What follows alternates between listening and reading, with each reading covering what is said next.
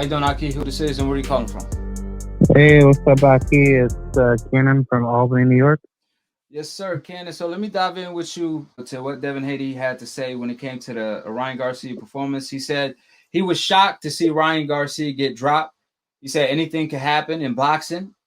Ryan Garcia showed that he had heart, but he saw a lot of flaws in his game and he want him next. So what's your take on what Devin had to say?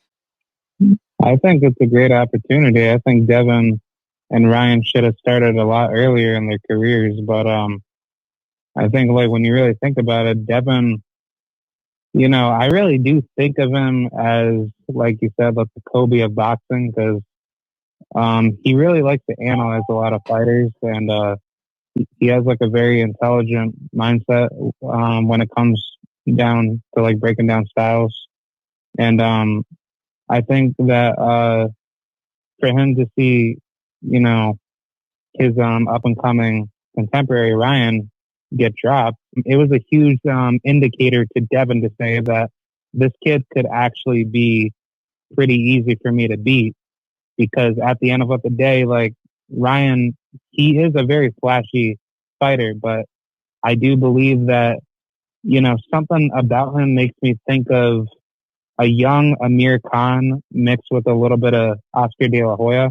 And I feel like that Ryan, he lacks a lot of defensive IQ that gets him wide open to get hit a lot. I think he shouldn't really be doing that when it comes to bigger fights that could get him more exposed, if he wants to, become like a high level fighter. Yeah, you made an interesting comparison with Ryan, Amir Khan, and Oscar. Speaking of Oscar, obviously Oscar De La Hoya fought everybody. I mean, any name you could think of that was dangerous around his time, he fought him. That's what made him a star. He was also a gold medalist. One thing he did, Oscar De La Hoya actually went and got Floyd Mayweather Sr. as his trainer because he wanted to improve his defense. He saw how a good Floyd Mayweather was defensively. He was very defensively sharp as Pretty Boy while being offensively sharp. So he obviously went and grabbed Floyd Mayweather Sr.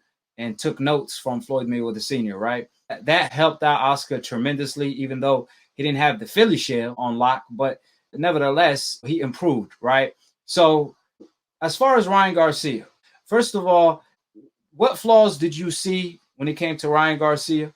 And what can he do to improve his flaws? Because he's going up against the golden era of our time. I'm talking about the Gervonta Tank Davis, the Devin Haneys, maybe the T.O., the Shakur. So it's going to be a very tough route, to say the least. So what flaws you saw tonight, and what can he do to improve them flaws? I think honestly, he really needs to keep that chin protected because I really do believe Ryan has a glass chin. And, you know, for him fighting a guy like Tank, he really needs to keep that chin very low. He needs to definitely work on foot movement because I think that Ryan, if you're going to go up against a guy like Shakur Stevenson or Devin, you really need to know how to cut off that ring to, work those body shots and, let his hands go, but be more accurate and not take all these like wild punches, which, I believe a lot of fighters make this common, mistake of let their hands go too much. And then that's what gets them knocked out. And then on top of that, he really needs to like take his time when he finds those good punches because I do like how Ryan does set up for that left hook, but that left hook is not always going to be there. So I think that he needs to get that jab going so that way he could find that big shot. And then once he gets that big shot in, then you let your hands go and then you start grounding and pounding on your opponent. So that way they could get that wear and tear coming into about the later rounds, and then he can go for that final kill. As far as Ryan Garcia, like I said, there's a lot of pros and cons. Now, we obviously know the pros, and as far as the cons, I pointed out earlier his foot positioning need to improve a whole lot because you don't have to have crazy footwork. All you got to do is place your foot in the right position, especially fighting a southpaw. You got to be well aware where you at inside of that square circle. So if you place your lead foot in the inside of a southpaw, You need to focus on your hooks and jabs and be aware of the straight left from that southpaw, which I feel like Ryan didn't do that tonight. Also, him pulling back in a straight line, standing up tall with his chin up in the air. Like I said, he has to utilize some type of head movement because you don't want to fight a guy like Gervonta who could end the night with one shot.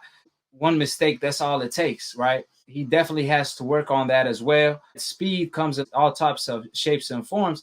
So it ain't just hand speed, his foot speed, his quickness, his body quickness, upper body movement. And at the moment, Ryan Garcia upper body movement is non-existent, right?